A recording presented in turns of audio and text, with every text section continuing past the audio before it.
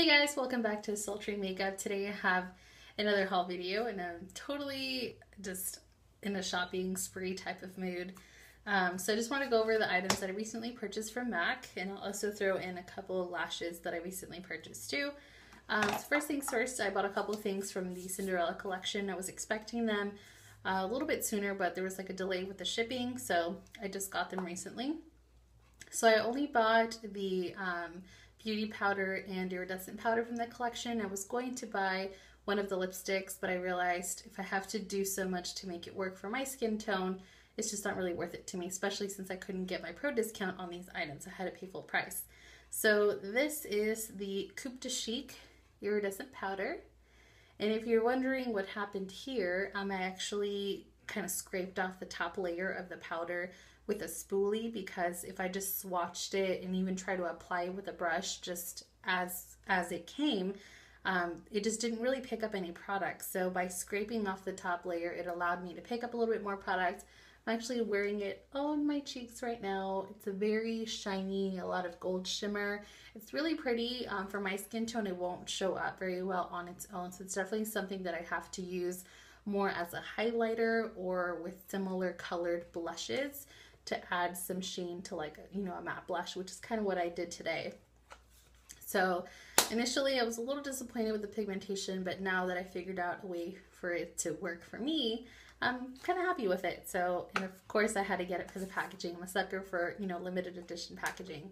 And same thing happened with the Mystery Princess Beauty Powder. I had to scrape off you know, a little bit of the top layer to see if it would perform any better, and it does. It does perform a little bit better. For some reason, the top layer just seems to be kind of like crusty almost. You know how like when you use a wet shadow, it leaves kind of like a film on top? I feel like that's how these powders came, like, which seems kind of weird, but yeah. So now that I made them work, they're really nice and pretty.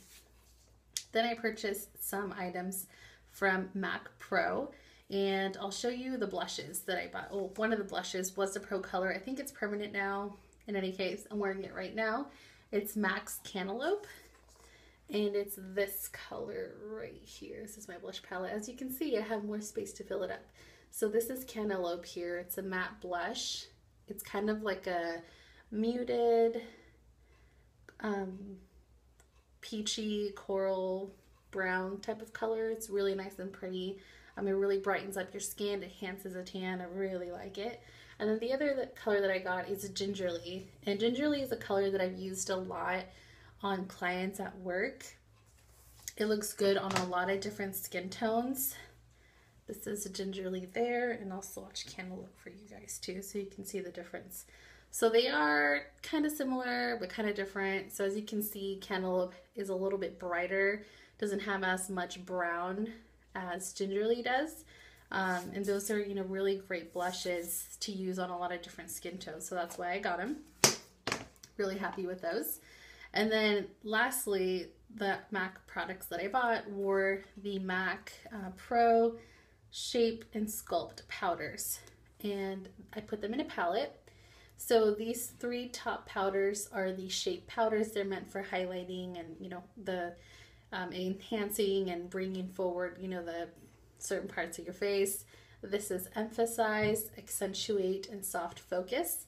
The bottom two down here are the Sculpt Powders. This one is actually called Sculpt. This is Shadester, and this down here in the middle is actually MAC's Blunt Blush, which is just a regular powder blush. So I'm really happy with these. I posted a picture of these on my Instagram if you guys want to see like a more in-depth video on how I use these, or if you want to see, like, you know, real live swatches of these, because I know there aren't a whole lot of videos about these products on YouTube, mainly because they're pro products, so they're a little bit harder to get. But if you guys are interested, please leave a comment below and I'll be sure to do that for you guys.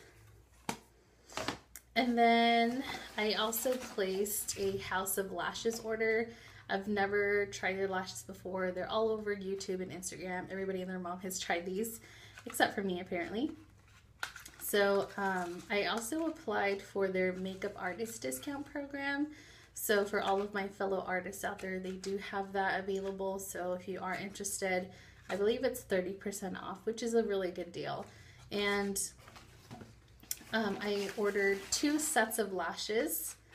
The first style that I purchased were the Bambi lashes, and these kind of look like,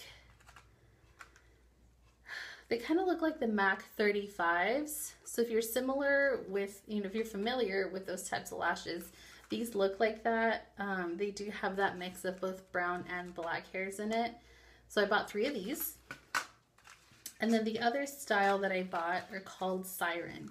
And I bought these because they reminded me of the MAC 48s, which are some of my favorite, lashes from MAC.